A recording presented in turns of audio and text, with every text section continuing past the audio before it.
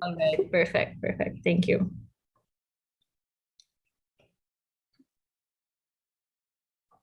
Right, so welcome to this webinar brought to you by IPRI. I am Mariam Fatma, and I shall be your moderator for the day. The subject for today, as everyone is aware, is understanding climate financing from a developing world perspective. That is a key factor that I would suggest everyone keep in mind. And in line with that, a little bit about climate financing before we start, so everyone has a little background. If any measures to curb the disastrous effects of climate change are to be taken, the key input to that end usually is financing, which is formally now known as climate financing. Steps to curtail damage to the climate need to encompass measures that not only abate and mitigate harm, but also reduce emissions, while simultaneously propagating adaptation tools to build an overall systemic resilience. Sorry, my bad. I would like all participants and attendees to note for their benefit that this webinar is also being live streamed on YouTube.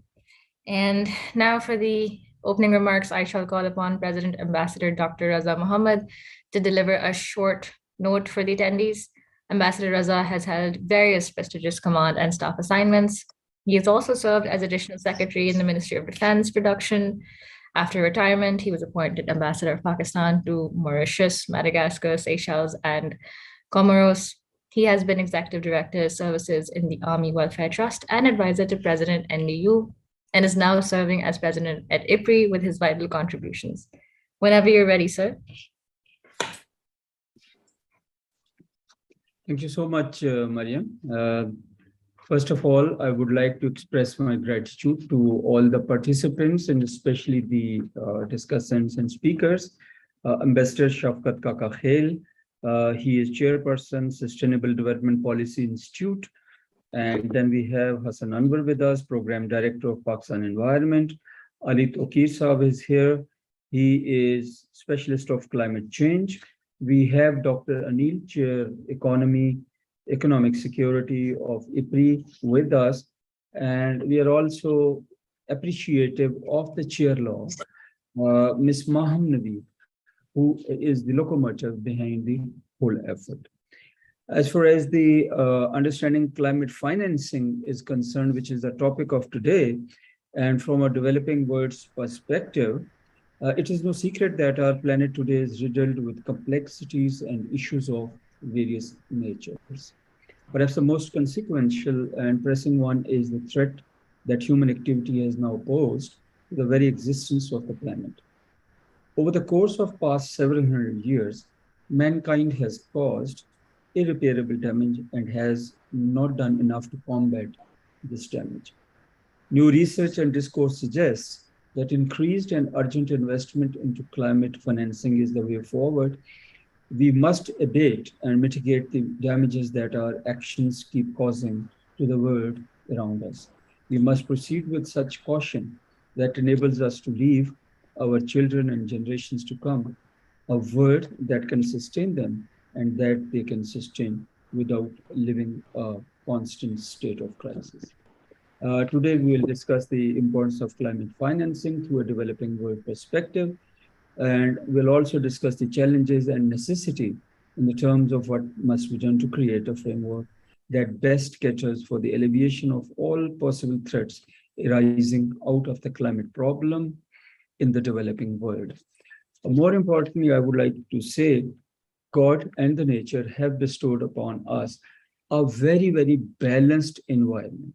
The God has given us the ozone layer, which is a protection, but it is our actions and our overdoing of use of the pesticide, use of the chemicals, use of the air conditioners, use of so many other things which actually contribute a lot towards negative emissions in the environment.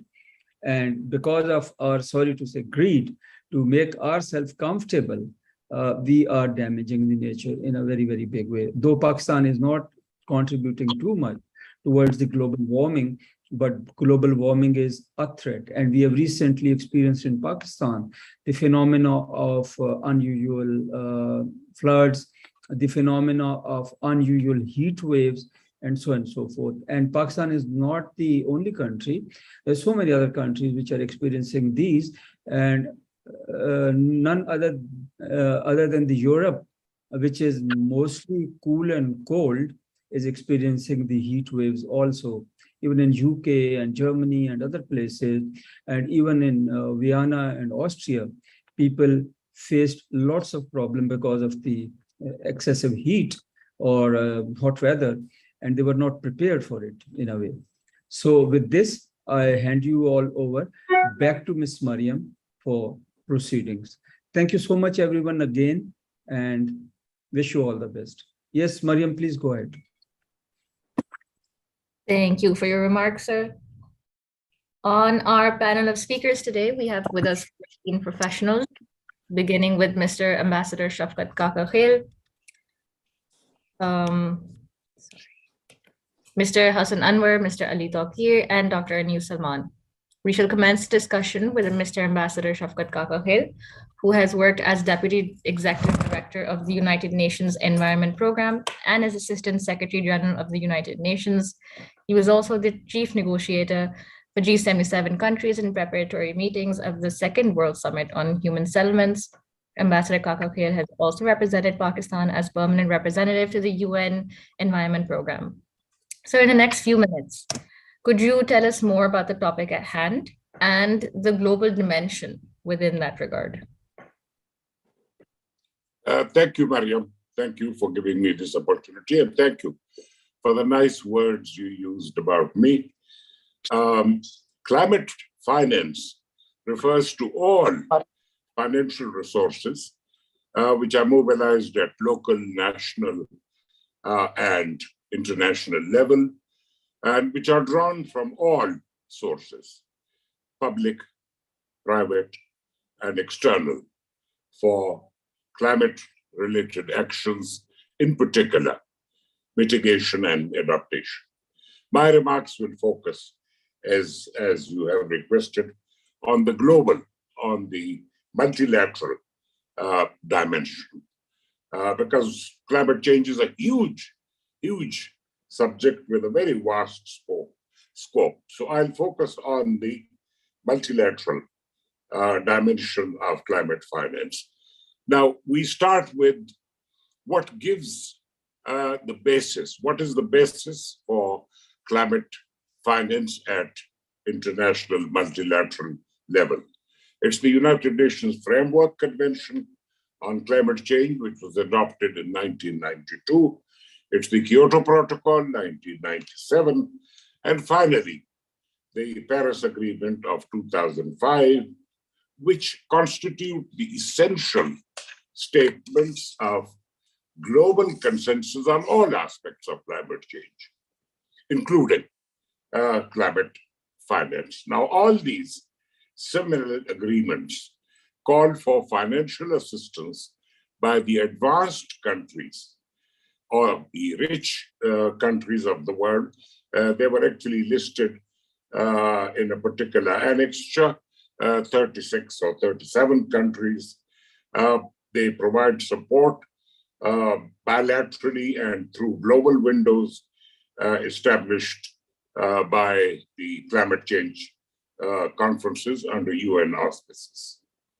Now, the UN Convention on Climate Change is anchored in the principle of common but differentiated responsibilities and respective capabilities, CBDR and RC. Now, this principle was also adopted in 1992. What is the meaning of this principle? The meaning of this principle is that all countries are concerned about climate change, but some have more responsibility, historic, and they have greater capability. And in the case of climate change, it is a fundamental truth because it was the emissions of the advanced countries way back since the Industrial Revolution. You're talking about 1840, 1850. These people started emissions, carbon emissions and other greenhouse gases. And these gases, the historic concentration of these gases in the atmosphere eventually created what is called the climate crisis or emergency or climate change. One dimension of which is called global warming. Now, developing countries had no role in it. Most of them were colonized, most of them were in a pre-industrial state. So the developed countries had a greater responsibility, and the convention in 1992 holds them fundamentally responsible for providing support, financial, as well as technological and capacity building, so that they can first cope with the adverse consequences of climate change on their economies and ecosystems, as well as put their economic development processes on climate-friendly trajectories. In fact, as far as the responsibility of the developed countries to provide finance is concerned, the United Nations Framework Convention clearly states that the extent to which developing countries will fulfill their commitments under this convention will depend on the extent to which they receive support from the developed countries. And now the convention was ratified, the conferences of parties started, and in 1997, of course, you had the Kyoto Protocol, which provided, among other things, for a clean development mechanism under which developed countries would buy credits for climate-friendly actions projects in developing countries, and that way, developing countries are able to set up clean energy projects or deforestation and hydropower and other things. But in a substantial sense, the next significant milestone was in 2009 at the Copenhagen conference, that was COP15. And President Obama was there, all the leading world leaders, and they were supposed to actually prepare a new blueprint for global action. And Obama negotiated personally with world leaders and came up with a short document called Copenhagen Accord. Now, the Copenhagen Accord was not formally adopted, but it served as the basis for subsequent climate negotiations. One of the key elements which is relevant for our discussion today is, and the accord provides for joint, that the developed countries will jointly mobilize from all sources, amounts $100 billion annually for climate action in developing countries, in particular, the least developed countries, the climate vulnerable nations, such as the small island states. And as I said, the Copenhagen Accord became the basis for subsequent negotiations. This was 2009, so between 2010 and 2014, a number of conferences of parties, the annual meetings decided on a number of institutions, which include the Green Climate Fund, GCF, the Adaptation Fund, which had actually been established by the Kyoto Protocol, but it was given greater teeth, as they say, resources and all that. A special fund for the least developed countries and other windows, the technology mechanism, the capacity building mechanism, and all that. The next milestone is the historic, the landmark climate agreement of 2015. the Paris Agreement, which confirmed, which of course reiterated the basic principles and structure of the Climate Convention, and it reiterated the commitment of the rich countries, the advanced countries, to annually mobilize jointly $100 billion with effect from 2020. So we have the commitment of the rich countries formulated in 2009 and reiterated in the Paris Agreement. Now, how many years have passed? You're talking about 8 years. Where do we stand? What are the concerns of developing countries? The first concern of developing countries is the inability or failure on the part of developed countries to fulfill their commitment, their pledge, their solemn commitment to provide $100 billion. How much have they provided? The maximum amount that was provided, we have figures for 2021, is 83.3 billion. So that is significantly less than the $100 billion that was committed. And so the first concern of developing countries is, please bridge the gap, please redeem and fulfill your own solemn commitment. The second concern of developing countries is, where does the money for the climate change, for the Green Climate Fund, come from? Now, developed countries say this money can come from public sources, it can also come from the private sector, it can, of course, come from multilateral windows such as the World Bank and other multilateral financial institutions, because we provide those funding. Developing countries say no. We would like the monies to come from public sources, which is your money, and not at concessional rates. We don't want loans.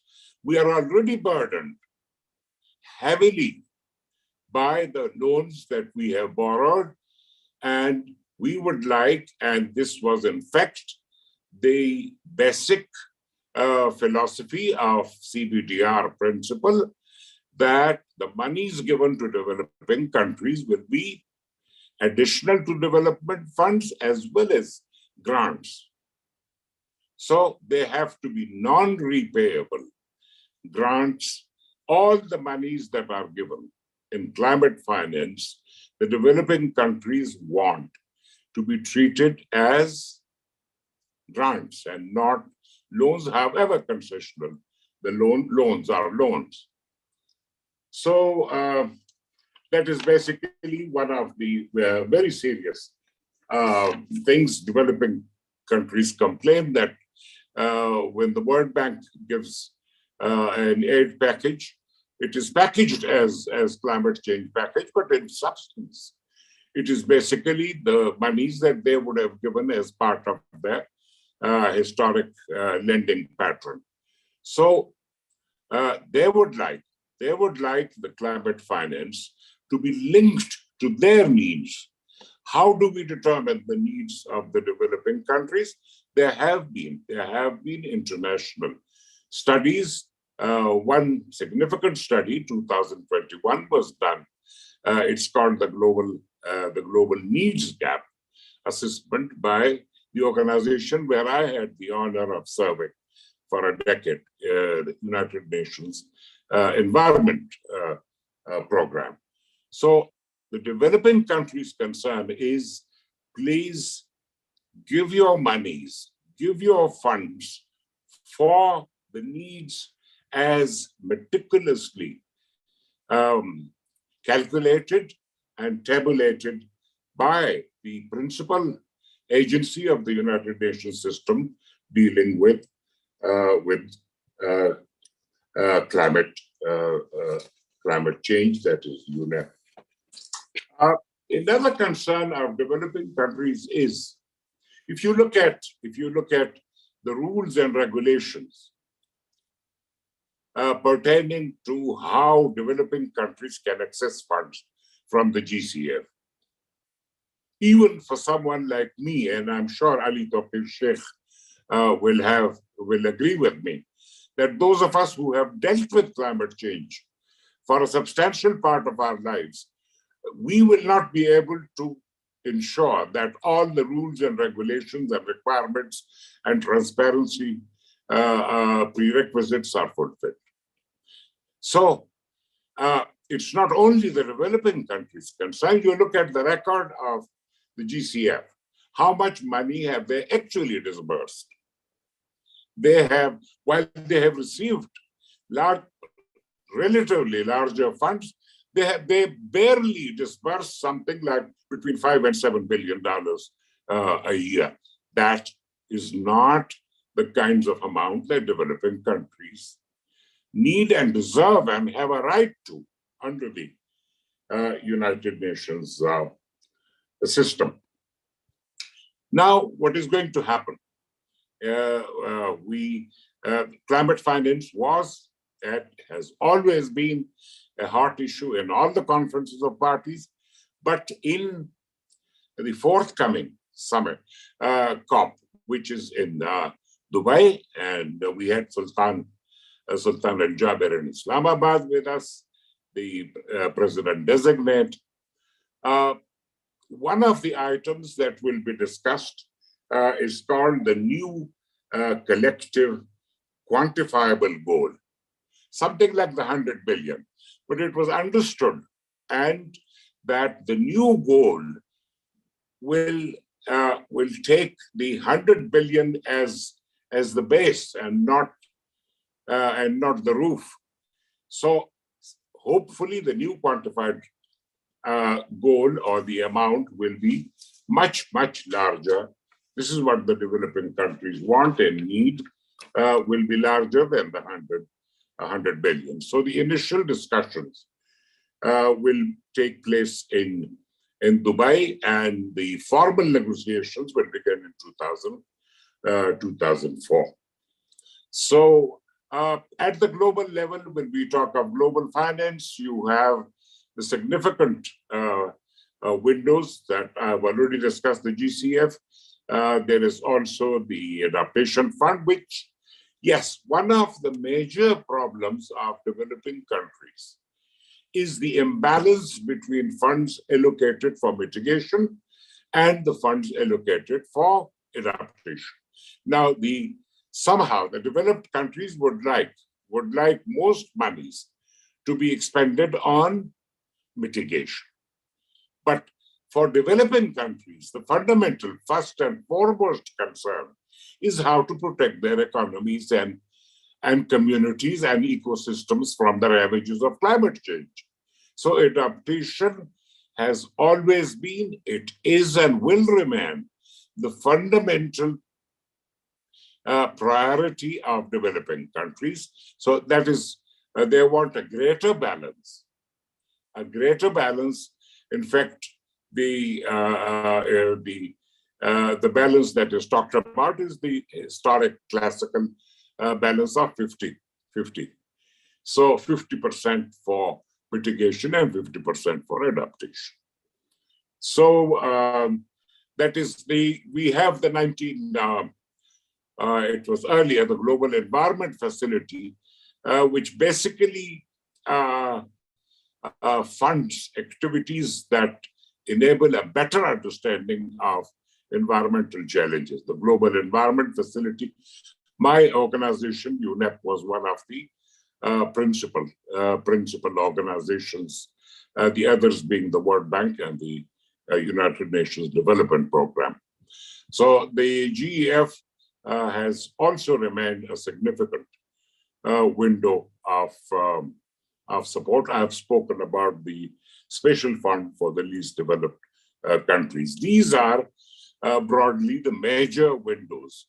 But I cannot conclude this presentation by not referring to what I hope will be a significant window. And that is the loss and damage fund. Developing countries had been demanding such a window, such a fund since the 1990 negotiations in Rio, or the ones which culminated in the convention adopted in Rio in the United Nations Conference on Environment and Development. So developing countries had tried. There were some agreements like the Warsaw International Mechanism, but no agreement on the establishment of an actual financial mechanism. But last year, in the wake of the destruction that was caused by Pakistani floods, and which provided, as the Secretary General Guterres said, if you want to know what is damage, loss and damage, go to Pakistan. And this is the theme that Sherry Rahman, our distinguished climate minister, constantly repaired. She did a marvelous job, and she was ably supported by the officers of the Ministry of Foreign Affairs, who have always done the bulk of the climate negotiations on behalf of Pakistan. So last year in Sharm el-Sheikh at the 27th COP, the decision was taken that a loss and damage financial mechanism will be established. A transitional committee was established to provide recommendations. And now we hope, and this is the last but very substantial concern of developing countries of the global south, that the Dubai COP28 should operationalize the loss and damage fund. It will be, when it materializes, we hope it materializes, will significantly augment the resources available to the climate vulnerable developing countries for losses that are irreparable, irredeemable, and damages which are repairable, redeemable, and restorable. So that, I think, for the time being, is my presentation, and I wish my fellow speakers all the best, and thanks to IPRI for organizing this conversation on an extremely important aspect of global climate action. Thank you. Thank you for your comments, sir. Sir, if you could just shed light a little bit on how Pakistan can leverage climate investment, just a short note, that would also be great. Sir, Ambassador? Yes. So I just asked if you could also shed light a little bit on how Pakistan can potentially leverage climate change investment. Well, that's a long, if you could give us a very short. And but Pakistan basically has a very elaborate climate policy. It has also climate-related policies for clean energy, the green renewable energy policy, and others. But we need substantial investments, and we hope many countries have promised. There are a number of programs like the Living Indus program, which is actually made up of more than 24 almost 24 projects for restoring the damage caused by climate change and other investments. So Pakistan, being a developing country, and as we all know, currently in passing through an extremely delicate and extremely difficult stage, but we need all the support, and we also, of course, need to create an enabling atmosphere, legal, security, and other in order to entice and attract investments, climate investments, which we hear from the OECD countries. China is also a potential source of climate investment. So let's hope we are able to garner and mobilize these investments for climate-friendly actions.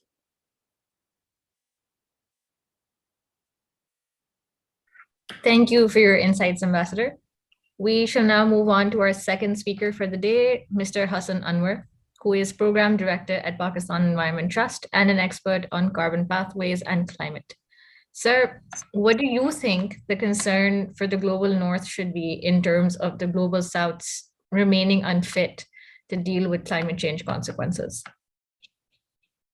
Sure. Firstly, thank you, Mariam and IPRI, for inviting me to this very esteemed panel. It's an honor to be a part of such a sort of esteemed guest list here. Thank you, Ambassador Kaka for painting a very sobering picture for us in terms of where Pakistan stands and where does the global north, as Mariam mentioned, stands in terms of providing what's necessary to adapt to climate change.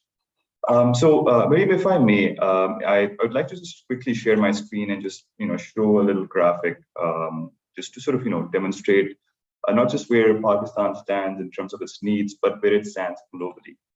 So let me know if you guys can see what I'm sharing right now.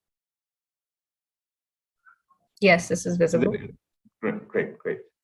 So just before last year's COP, McKinsey conducted a study and analysis of 70 of some of the largest economies and countries globally. It was a mix of regional players, it was a mix of large economies, large populations, and Pakistan essentially stood last in terms of the study, wherein they were measuring not just exposure to climate change, but actually the way the world is working right now. So and this is considering there are countries such as Kenya, Bangladesh, Nigeria, amongst these countries as well. And Pakistan stood last on two factors.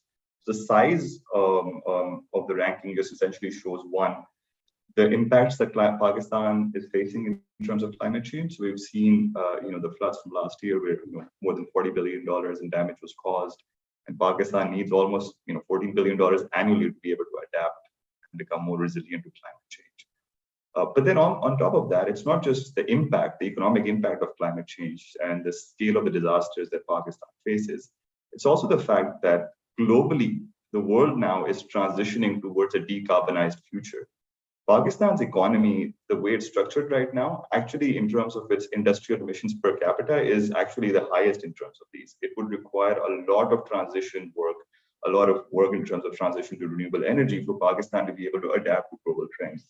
What is happening globally right now is that, as you can see with this graphic, that the world is transitioning to a decarbonized economy. And this is mostly in the private sector. More and more companies or some of the largest multinationals are becoming or are reducing their carbon footprints. And because all of their supply chains are located actually in the developing countries, they are demanding more and more decarbonization from their supply chains as well. However, Pakistan, is faced with a double whammy, right? One is the impact of climate change, and second, actually, the economic losses and the job losses will be caused once the world transitions to a net zero future, which is actually happening as we speak. So as of right now, Pakistan does not have the resources to do this. As you can see, in terms of GDP per capita, we also rank quite low on this list. So we don't have the resources. So it does, paint an even more sobering picture if you compare this with just the impacts of climate change itself.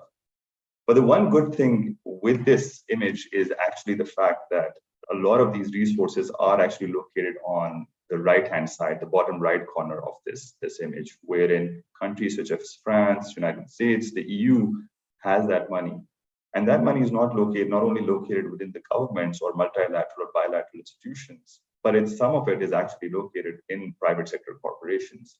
And since all of their supply chains are located within countries like Pakistan, that part of money is available to actually help with the transition and also help Pakistan become more climate resilient. By initial estimates, this amounts to almost $7 trillion per annum in financing that's required for decarbonization as well as adaptation to climate change, so to make companies more resilient to supply chain shocks. And that $7 trillion is going to be mostly invested in countries such as Pakistan. So that, that is, I guess, the brighter side of this image, where we are not only reliant on the benevolence of, multilaterals or bilateral institutions, but actually the greed of private sector entities, because they are the ones that need to decarbonize to be able to adapt to a climate resilient future. But just building on from that, I just want to sort of top into something that Ambassador Kaka Khail also mentioned. One of the areas where we've been working on is actually looking into the voluntary carbon markets. Ambassador Kaka Khail talked about the CDM as a mechanism that is available for companies and countries actually to reduce their carbon footprint. Essentially, the Clean Development Mechanism was essentially set up to allow countries or high emitting countries as well as entities located within other countries to invest in projects and emissions reductions projects in countries like Pakistan in return for financing that came via carbon offsets.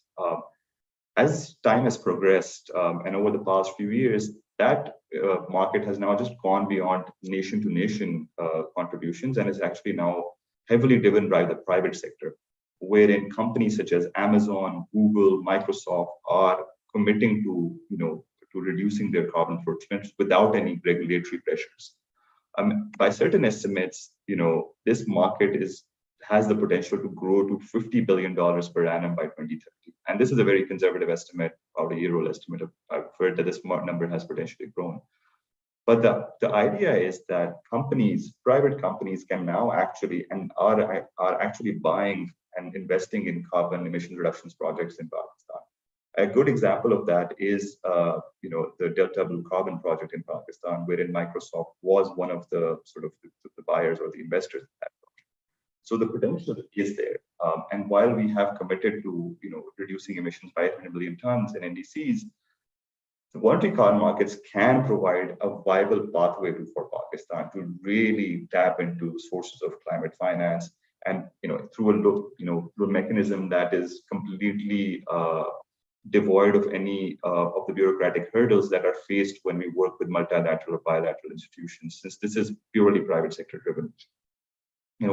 By some estimates, we see that, by our own internal estimates, we see that Pakistan has the potential to generate more than $0.8 billion per annum in terms of revenue streams that can help develop and mitigate some of the impacts of climate change.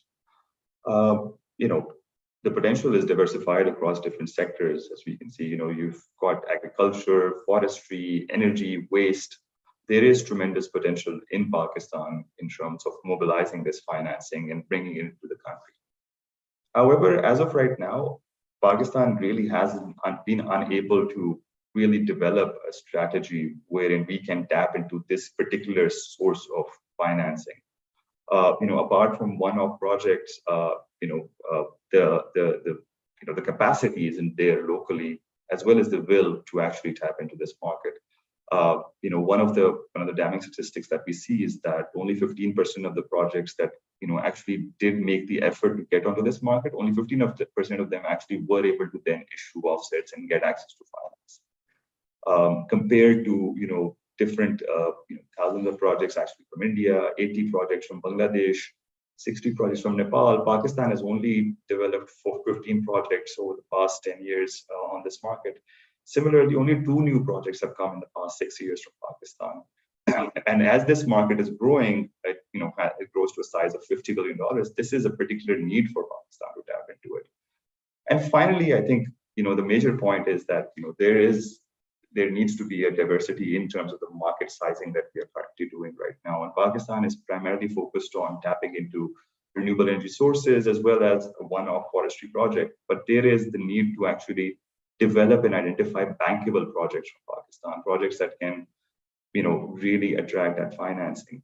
And this is wherein the need comes in, right? So I think where we personally feel where Pakistan can really tap into this market is by developing that local capacity in terms of reporting the impacts of the emission reductions impacts of climate change, as well as the local capacity to develop these projects.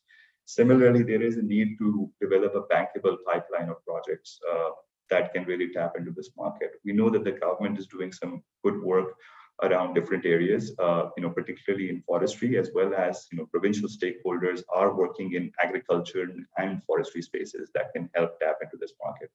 And to really be able to access the pot of financing that's available, there is a need now to sort of develop that local capacity to be able to develop these projects, to be able to sort of ensure that they are financially viable.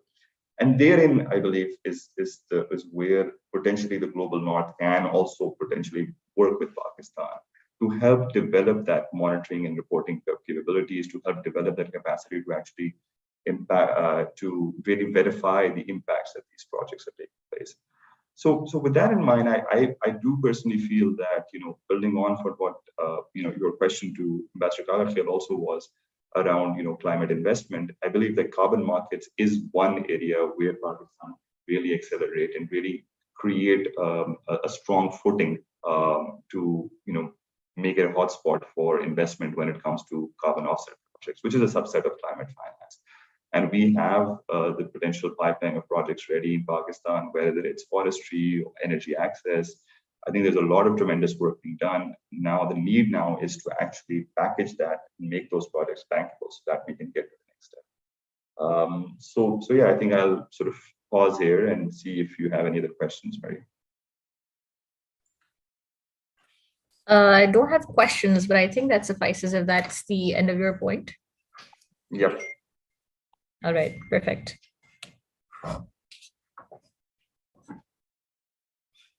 We will now be moving on. First of all, thank you, Mr. Hassan.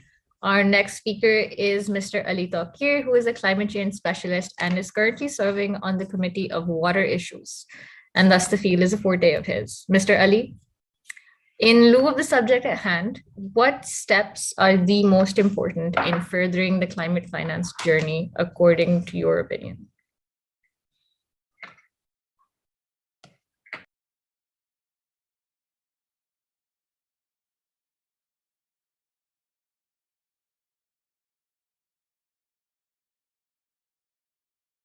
Sir, we can't hear you. You're still muted. My apologies. Thank you. Thank you for inviting me. Thank you for your question.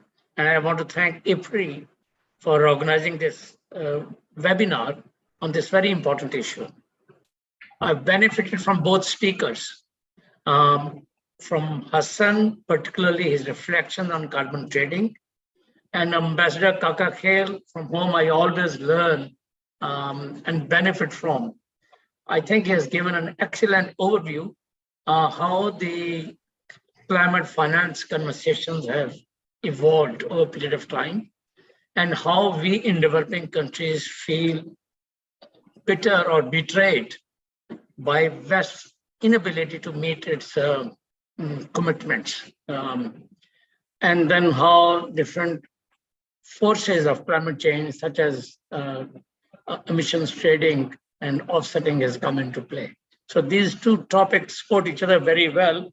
If you allow me in answering your question, I want to build on what I heard from Ambassador Kakakhel. He explained how it ought to be and how it should have been, or this is what it was committed to us. I want to focus in the next 5 minutes or so how it is. In some ways, I want to show you the DNA of international climate finance and a kind of X-ray or a post-mortem or autopsy of my understanding of how climate finance is designed in the world. First of all, in doing that, I want to dislodge some of the myths and impressions that we have in our country. It is not it's not a tree that has lots of fruit, and it has no low-lying fruit branches either. So anyone who thinks that there is a international finance available, there's a fruit tree that we can, and it has a low-lying branches that we can access, that is incorrect. In fact, the principle that Shafkat Kakakhel referred to, CBDR, the principle of shared but differentiated responsibility, that was agreed in 1992. In my humble view, that principle of SBTR is no more alive. It's not clinically dead. It has not been pronounced as dead, but all climate finance windows may have invoked it, but they have violated it. And there's no commitment from the West. Our assumption in developing countries was that West caused it and they'll support us. There is no commitment of that sort.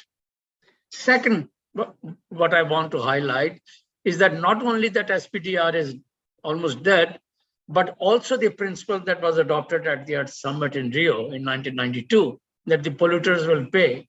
That principle does not apply in international community.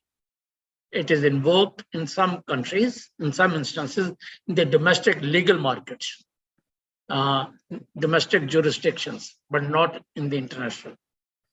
And third, Ambassador Shafkat Kakrakhail also referred to as loss and damage fund. There's a lot of hype in our country. A lot of it is misplaced. We need to remember that that loss and damage fund, it's not operational. It's not likely to become operational anytime soon. And then it will have same kind of elusive promises for developing countries like Pakistan as GCF or adaptation fund that I'll explain to you a little later. But most importantly, what we want to acknowledge is that there's no question of attribution and retribution and compensation for that matter in the adaptation fund. That's a big no, and that has been on record, and it's part of Paris Agreement as well, and as well as decision on loss and damage fund. So let's not have misplaced optimism that is a pot of money that we'll be able to access. For us in this country, Green Climate Fund, called GCF, has become a very sexy term. We think it's a pot of money that should have been 100 billion, but it's about 40 or 50 billion for now, and it is for us. Pakistan does not have the ability to access 1% of those funds. Even if it's 100 billion or 500 billion, show me the ability that you can access even 1% of that. At 100 billion, that would mean $1 billion a year. And we don't have a capacity to write a $300 million proposal in 5 years, let alone accessing that annually, that $300 million proposal a year, spread over 5 years, it will be $1 billion, but no. Likewise, all other climate finance windows are very competitive. There's a competition there. They're very north driven. We need to remember that. And if there is a question, I can explain to that. And they're dominated by intermediaries. Intermediaries are those who have got the accreditation for that. They're not even applied for accreditation. They cannot even submit our applications there. And adaptation fund is also in the same category. The reason intermediaries will have their own priorities. They'll design projects based on their priorities, their own considerations. Oftentimes, there'll be regional considerations, and they will encash and build upon our vulnerabilities and our economic needs or our climate-related needs and go and access those funds on our behalf. Our share in the design of that project will be nominal. In share in that pot of money that they'll get approved will be nominal. Just to give you an example, if, let's say, FAO is an accredited agency, if they go and access GCF fund, let's say 300 million for water issues, they'll cover 4 countries in that. Pakistan will be one of 4 countries. Spread over the life of the project, 3 years or 5 years, Pakistan's share will be about 30 million or 40 million at best, spread over 5 years. And that is worse than peanuts. That's humiliating for a sovereign that has so much talent and so much capabilities. So intermediaries are no help. And all northern organizations have become intermediaries. If you look at the history of climate finance, UNDP, FAO, UNEP, you name it, all of them are struggling for their own survival. Now they are accessing pots of money available from these funds, and we are standing where we were. And the reason for that is that we have outsourced thinking. We expect from them to develop the projects and get our signatures on the dotted line. And that is the most dangerous disease that we have in our climate finance decision making. And so long as we are allowing others to develop proposals on our behalf, we'll get pittance. It may not always be our priority geographical area, or priority province, or priority sectoral interventions. So there'll be many issues, let alone the share and the management concerns that we have. And so far, as I know, we were the first country to get a project from Adaptation Fund, thanks to a Pakistani who was a chair at that time. Without his active engagement, we wouldn't have received that fund dealing with GLOF. And the second project that we have got is from the organization that I just mentioned, and it took us more than 2 years even to open the account. And without spending a dime, we're looking at extension, no cost extension. And the fifth point that I wanted to mention is that international finance is not supply-side driven, like international assistance. International assistance or aid was supply-side driven. The Western countries thought that a country needs something, and oftentimes it was based on geostrategic considerations. On the other hand, the climate finance is demand-side driven. It is very competitive. You have to write grant proposal. You have to anchor it in your policies, and you have to demonstrate the adaptation or mitigation benefits that will accrue, and they have to be independently verifiable. That's a very big ask in a culture where transparency and development financing is not always obvious. And therefore, my thinking on this one is, we still think sitting in government of Pakistan that it is supply-side driven. Somebody else will write a proposal and come to us. And therefore, year after year, we are in fact missing a lot of this. Because I mentioned earlier that the shared but differentiated responsibility is almost dead, all climate finance windows are now promoting hybrid, whereby every proposal needs to demonstrate, ideally speaking, how much money that you will leverage from private sector. And that private sector means that you have to be a very big private sector like on enterprise that can engage with private sector financial institutions, bring their stakes in that project that you have, convince them that it will be good return on their investment.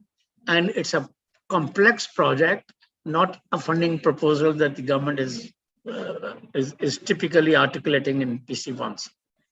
And therefore, the interests and innovation that private sector needs and the rate of return they expect has to be woven in.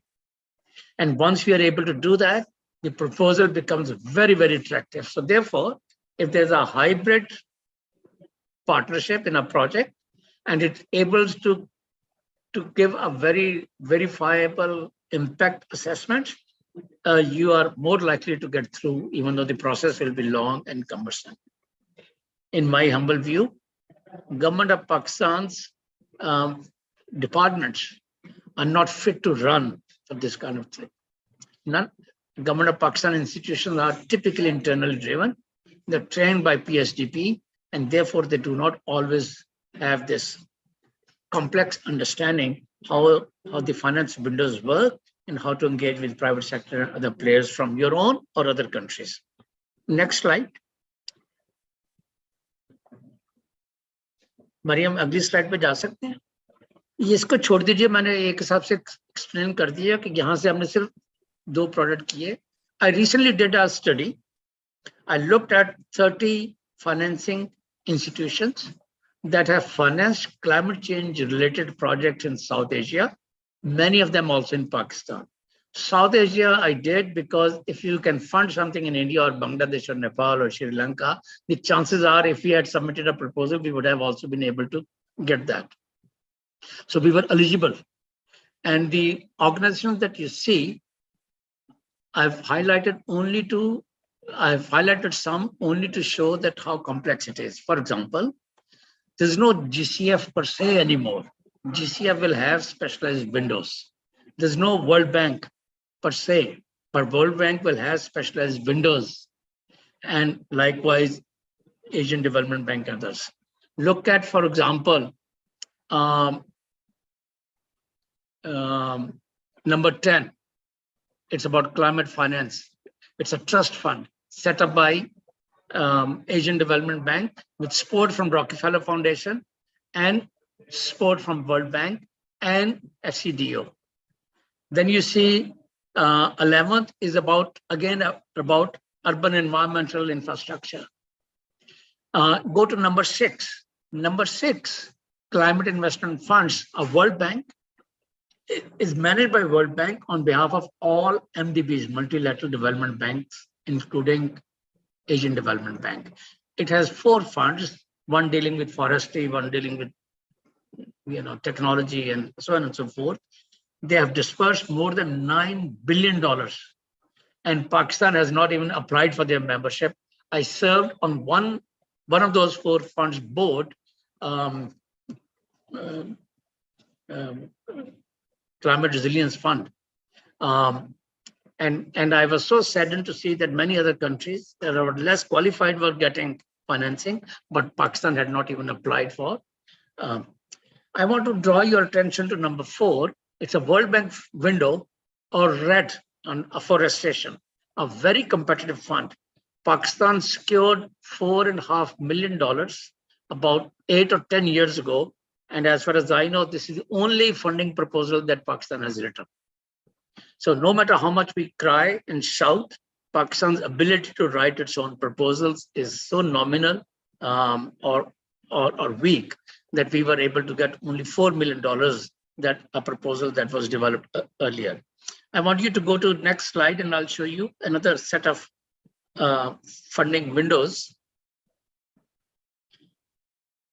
On your right side, you see these are non-governmental, and many of them give you grants for preparatory proposal development stages.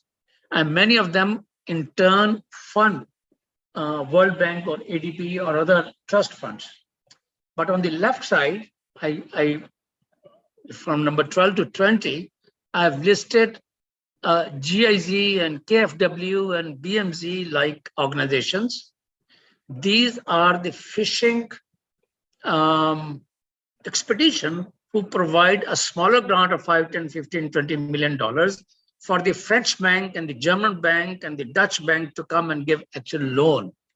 And I know several instances in Pakistan where GIZ would come with a $5 or $10 or $15 million project, do the research, develop proposals, XYZ, and then when it comes to actual financing of them, then it will go to KFW.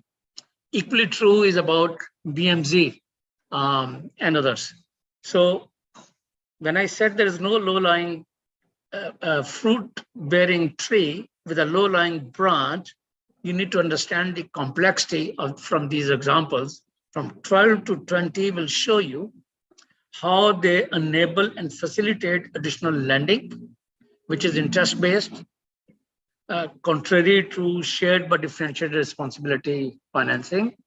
And the non-profit sector, for the most part, has become forebearer of the financing windows. I want to conclude here. There is another slide, I guess, but I can, since I can I go to the next one? मैं आपको quickly दे देता हूँ. Pakistan never applied for accreditation for GCF, but supported accreditation of 2 institutions, NRSP and JS Bank.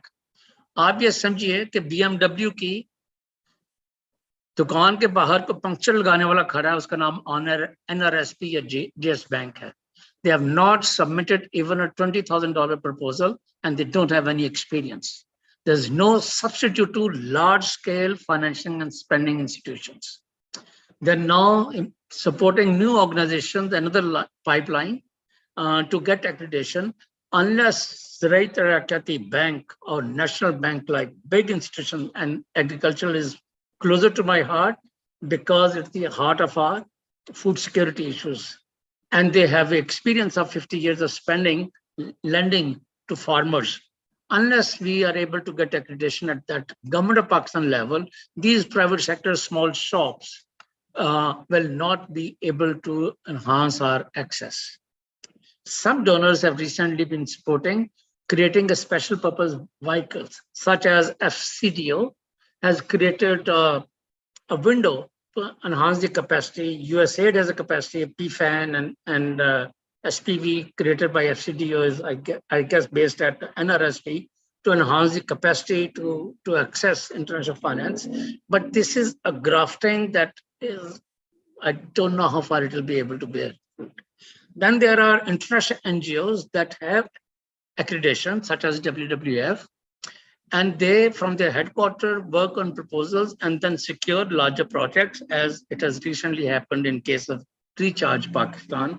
And that in itself is a very, we'll see that that's a very murky world, and we'll see how the conflicts evolve when WWF and government of Pakistan and different provinces will be arguing with each other for a year or two who will manage the accounts and who will hire people and who will be hired. And based on previous experience, this is a new opportunity for us to handle it right. And these days it has become very fashionable to have special purpose units of climate finance. Ministry of Climate Change has one, Ministry of Finance is establishing one, government of KP is establishing one in the planning department, so is Singh, and so on and so forth. We think that having a unit will improve the access to international climate finance. Whereas, as I have showed to you, it's much more complex. We need to understand the DNA and the complexity how the international finance has evolved, despite what Shafkat Kaka Khail highlighted, all the commitments and promises that they have made to us. I want to conclude by commenting a little bit on, if I have a minute or so, to Hassan's excellent points on climate finance through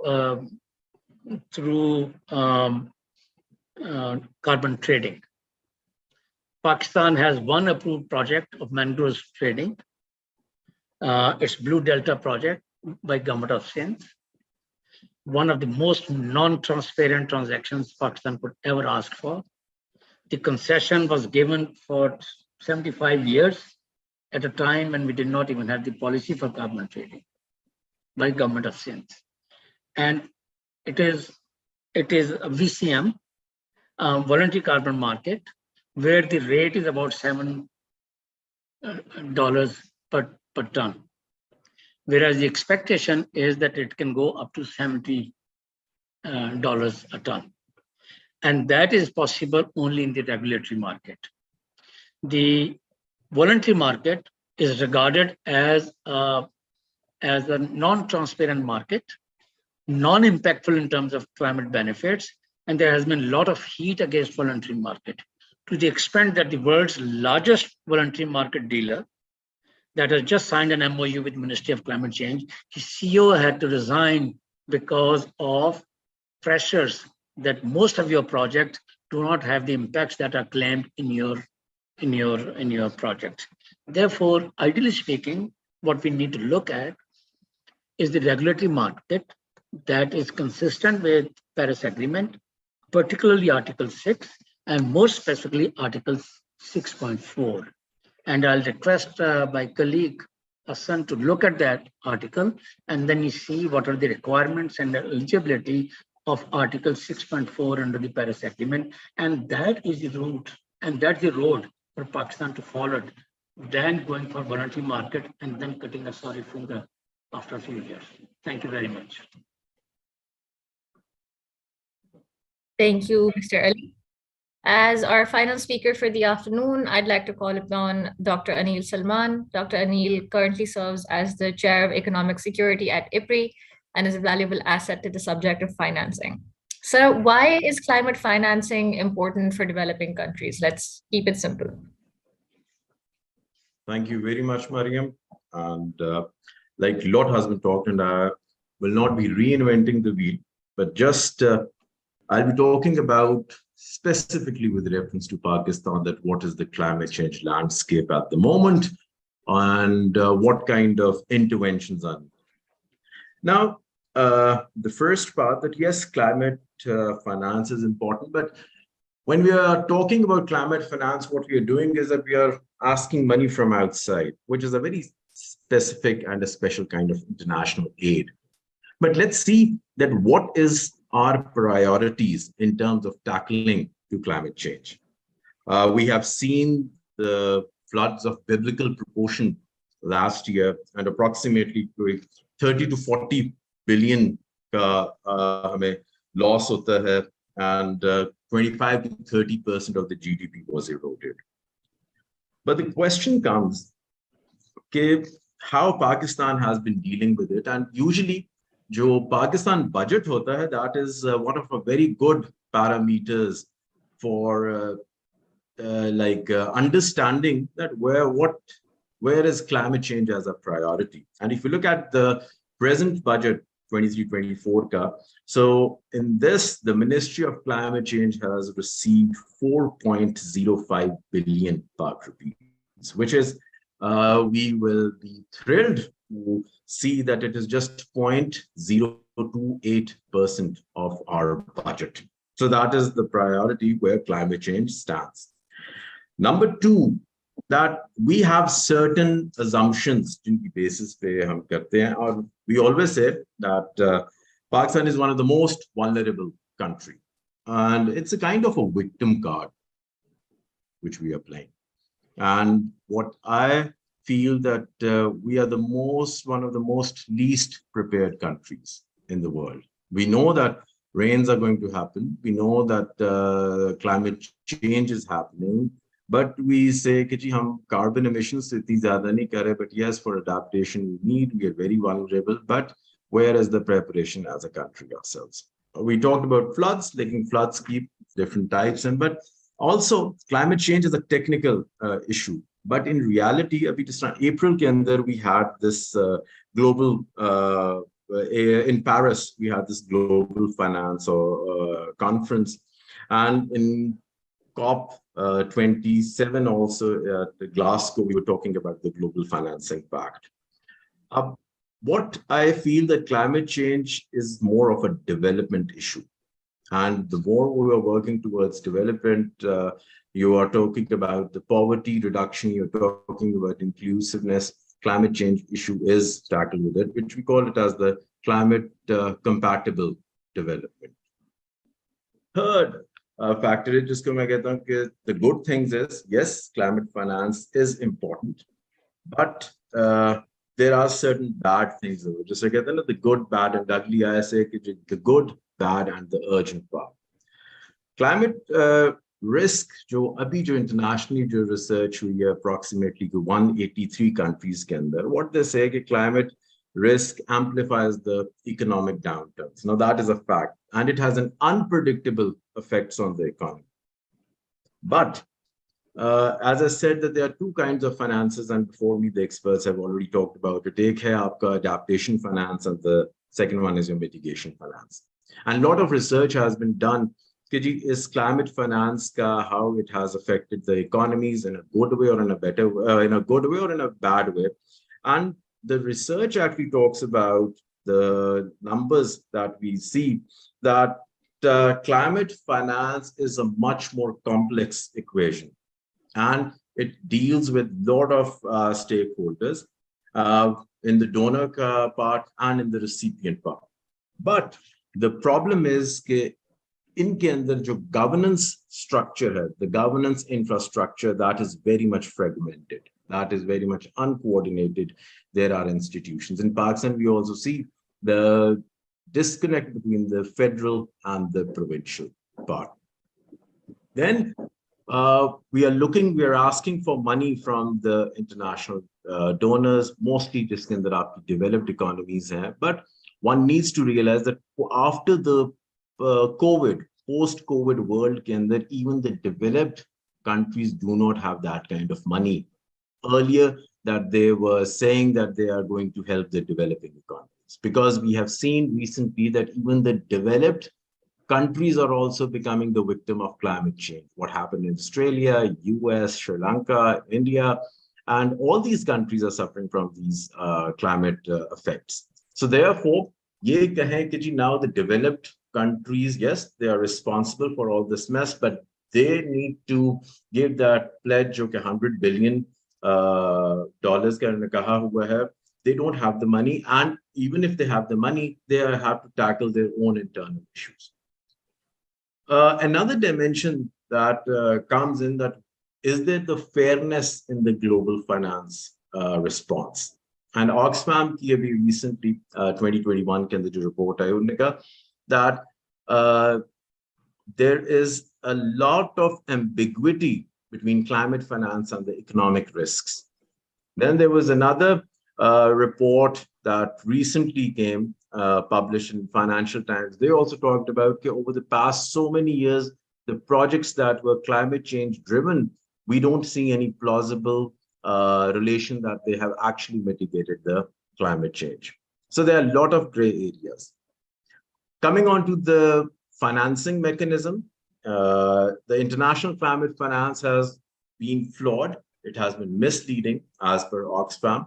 And what they have done is, 225%, they have inflated the amount of money that has been coming on the papers and in reality what they have given. And Oxfam actually calculated that what is the actual amount of money that has come in terms of climate finance, that is just 21 to 24 billion here. But that is the true value. But the value that they exhibit, these donor agencies, they say that it's around 68.3 billion. Agar hum iske andar private investment pe mila lein, so that comes around 83.3 billion. It should be 100 billion as it has been pledged, but it's not there.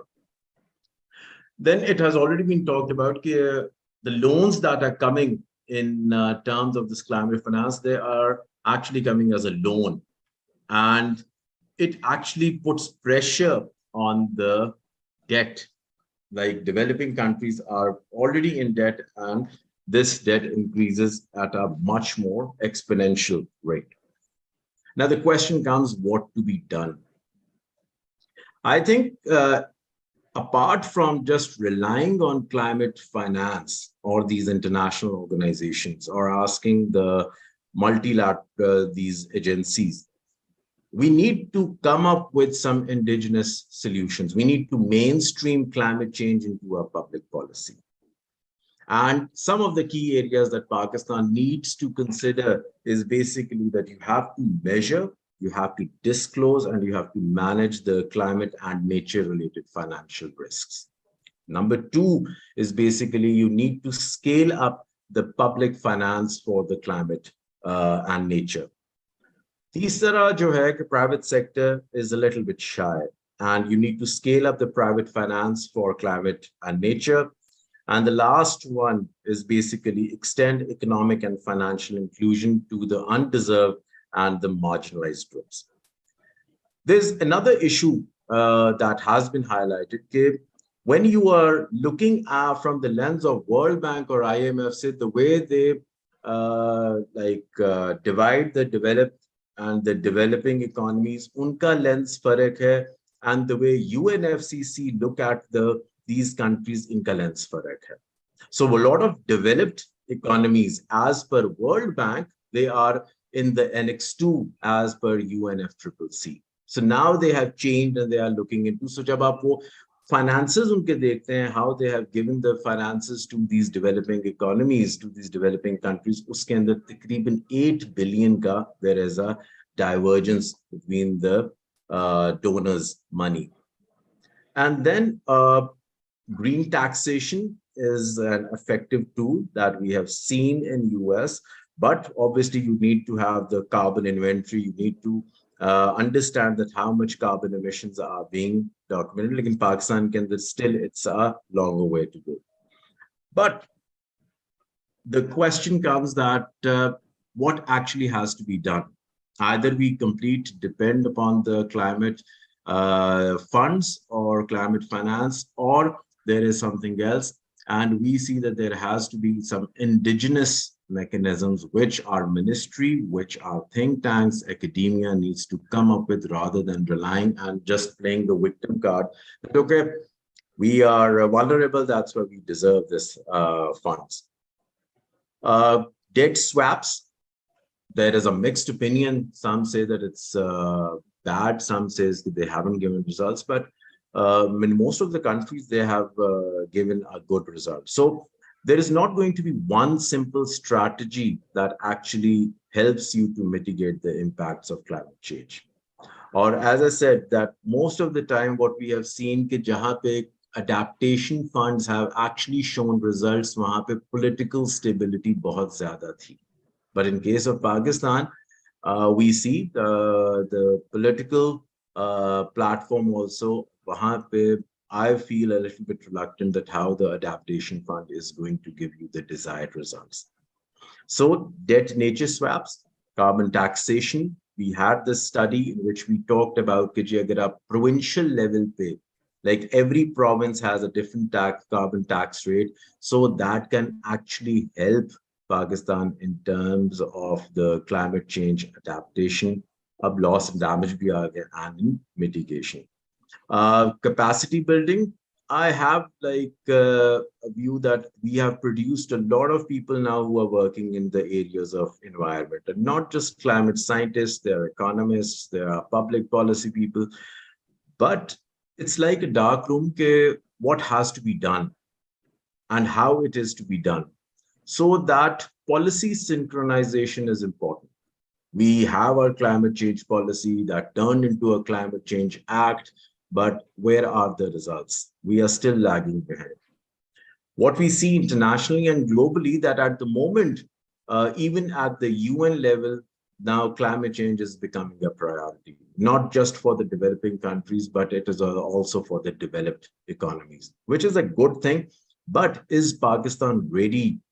Because we may have these conferences, we may have these degree programs, but are we really doing at the ground level, at the local level to mitigate it? And my last line would be that, okay, you have to include every stakeholder. You have to make them understand carbon markets, climate adaptation, or the most important part is that we have to come up with some indigenous mechanism where climate change is part and is actually synced in every public policy. May it be your agriculture policy, may it be your water policy, because what we see कि हमारे यहाँ पे जो फुकदान है, that policies are made in silos, and ultimately the outcome is that we are become victim of policy paralysis. And that's why the climate change policy needs to be synced with the strategic trade policy. Your climate change policy needs to be synced with your national security policy. And then I think within the country, we can mainstream this climate compatible development. Thank you, Mariam. That would be all from my side. Thank you for your comments, Dr. Anil. We're running quite short on time, and we have yet to conduct a Q&A session. So we'll move on to that, and we're going to keep it very short. So if anybody has any questions that can come in on the portal or on the live stream feed, we're more than happy to entertain those. If anybody has a question, please feel free to ask.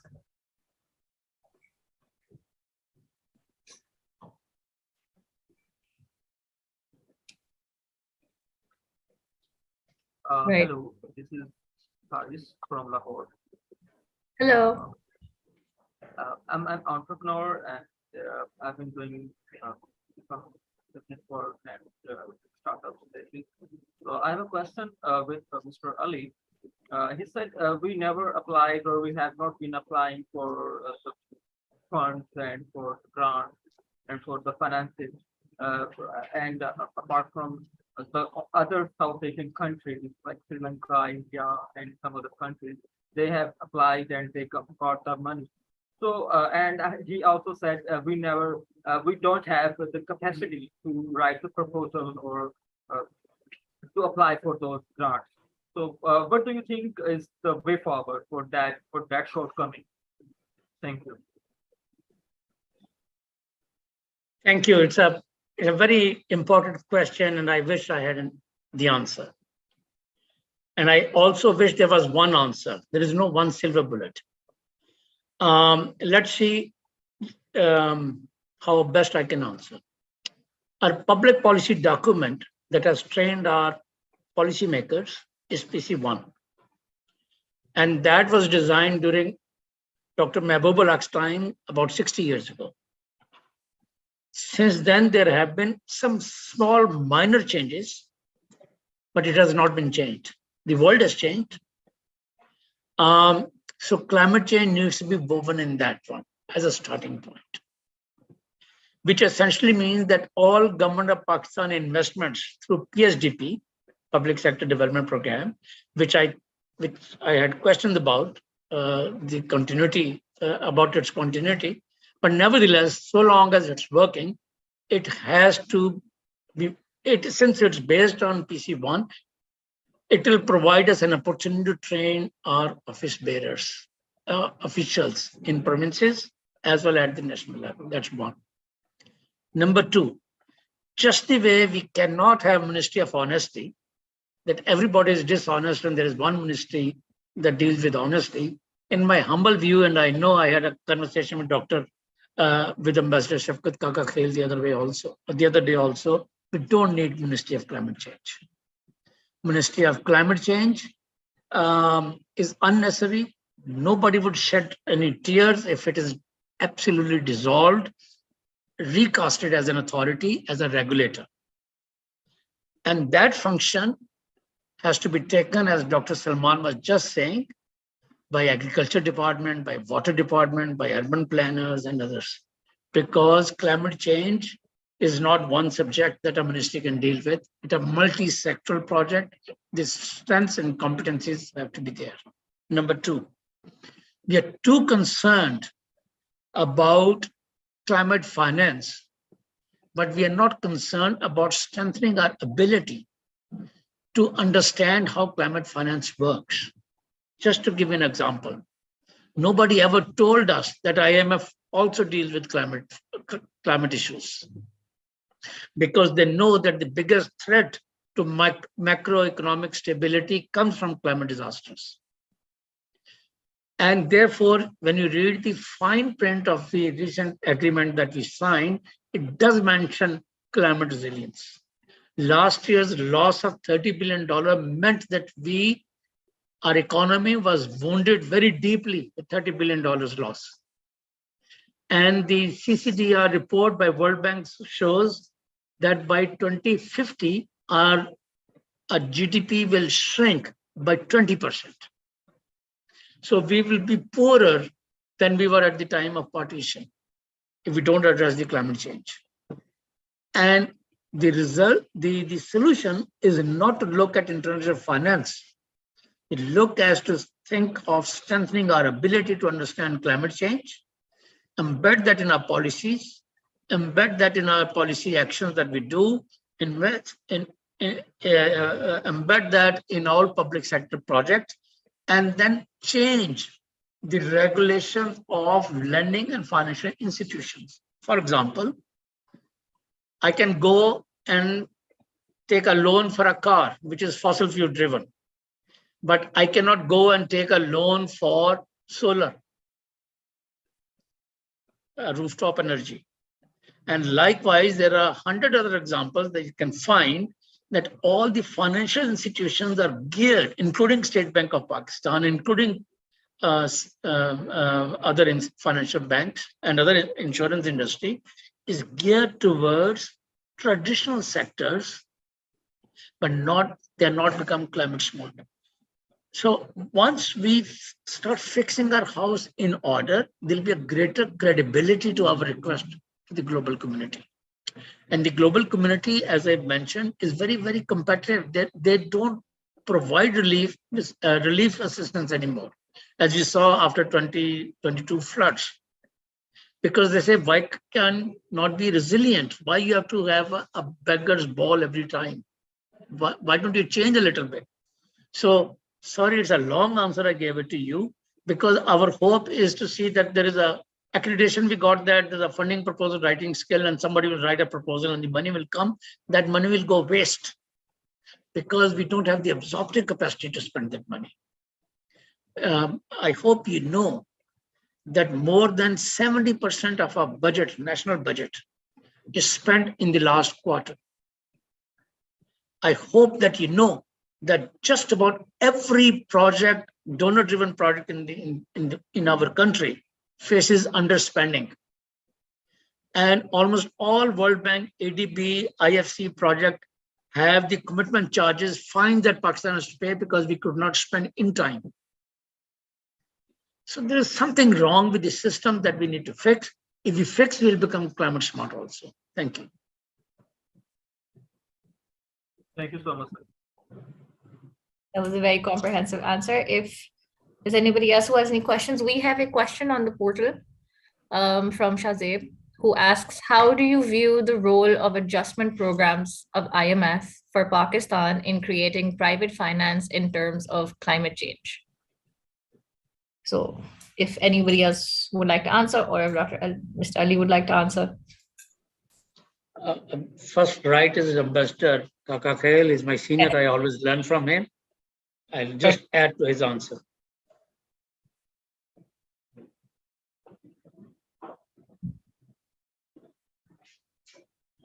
Ambassador Kaka Khail?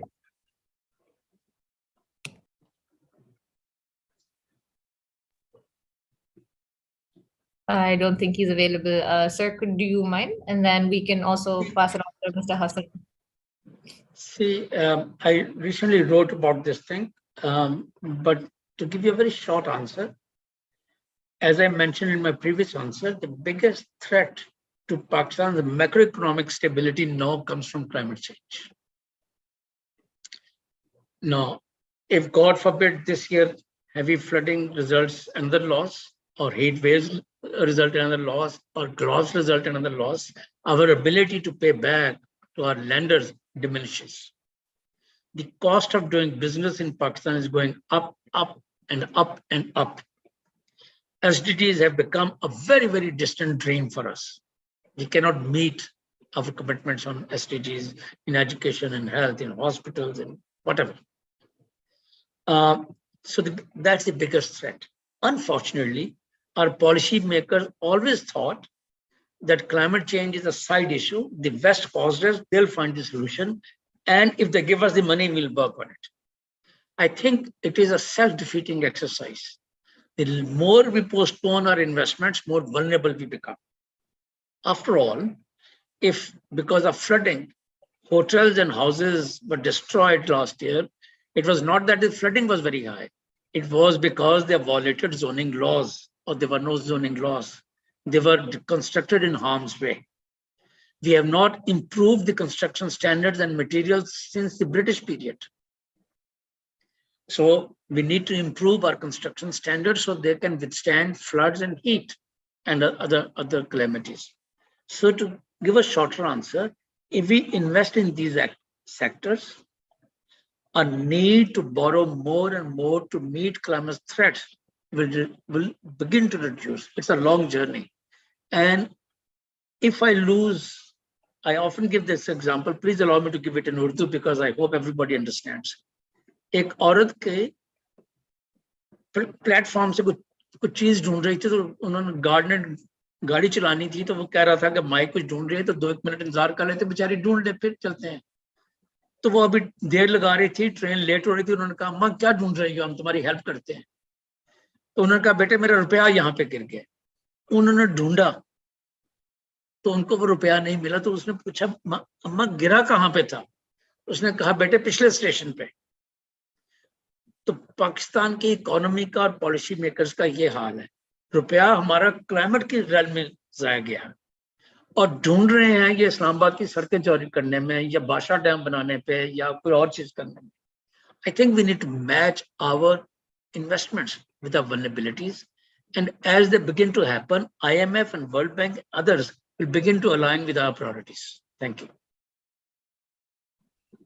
Thank you so much. Are there any other questions, or we would be moving to our closing then?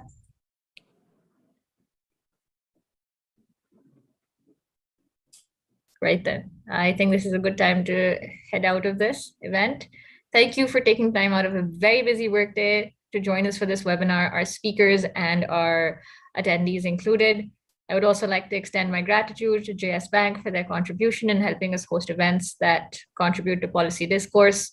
As we end today's discussion, I would like to extend my gratitude on behalf of IPRI to all our speakers, attendees, and also finally call upon President Ambassador Dr. Raza Mohammed to close the event with his remarks, if he would please do us the honor. Thank you so much, Mariam. After so many eminent speakers, when these so eminent speakers have given their views and have spoken on the subject which they're expert of, I do not have much to add. The only thing I can add is, I think, two things. One is that we must endeavor how to make our people conscious of the climate. How can we, at the grassroots, right from the villages, from the rural areas to urban areas to the industry, contribute towards the better environment for our future generations? We still have Udyara drain, we have so many drains, we have so much of muck and chemicals and toxins going into our rivers and into our seas. More than that, so much is also being absorbed by the vegetables which are being cultivated in our country using the drain water, or so to say, the dirty water, untreated water. So these are the things which are of immediate nature. But उससे भी ज़्यादा अहम चीज़ है, आप अपने मुल्क को देख लीजिए, जो सबसे बड़े cities हैं हमारे, लेट्स से हम प्रोविंशियल कैपिटल्स और इस्लामाबाद कैपिटल को हम ले लेते हैं, जो कंट्री का कैपिटल है, हमारी सफाई का इंतजाम कैसे है, हमारे लिटर का क्या हाल है, हम क्या कर रहे हैं? हम प्लास्टिक के यूज के ऊपर तकरीरें तो बड़ी करते हैं, तो सारे यूज वही करते हैं। छोटी सी बात है, ट्रैश की बड़ी बड़ी प्राडो, बड़ी बड़ी गाड़ियां खड़ी होती हैं, पढ़े लिखे लोग यू या करते, अंग्रेजी बोलते बच्चे मैकडोनल्ड खा के उनके जो वो होते हैं लफाफे, बैग्स, वो जमीन पे फेंक के गाड़ी से बाहर थ्रो करके या पार्किंग में फेंक के चले जाते हैं। तो way we heading, I think this culture has to start from the home, from the mothers, from the parents, from the teachers, from the schools, and then we can go up and up and up. तो wish you all the best. ये छोटा सा वैसे ही एक sentimental appeal थी जो मैंने की कि कम से कम अपनी सफाई सुथराई तो देख ले, खुद जो हम कंट्रीब्यूट कर सकते हैं कर लें। रोज हम नलके के अंदर पाइप लगा के और गाड़ियों को दिन में 3 दफा धोते हैं, फिर हम कहते हैं जी पाकिस्तान का स्वीट वाटर कम हो रहा है। So let's take care of these things. Once again, I am very, very grateful to the eminent scholars and speakers and experts. Dr. Shafkat has left, I think, but very grateful to you all, starting from home now. Mariam, thank you. Maham, are you there? Yes, she is there, but she didn't speak. Thank you so much for arranging this all. Thanks to the JS Bank, Dr. Anil Salman, Haris Sahib, and Tokir Sahib, thank you so much, and wish you all the best and good luck. May Allah bless you all. Thank you. Thank you, Maria. Thank you, sir. Thank you.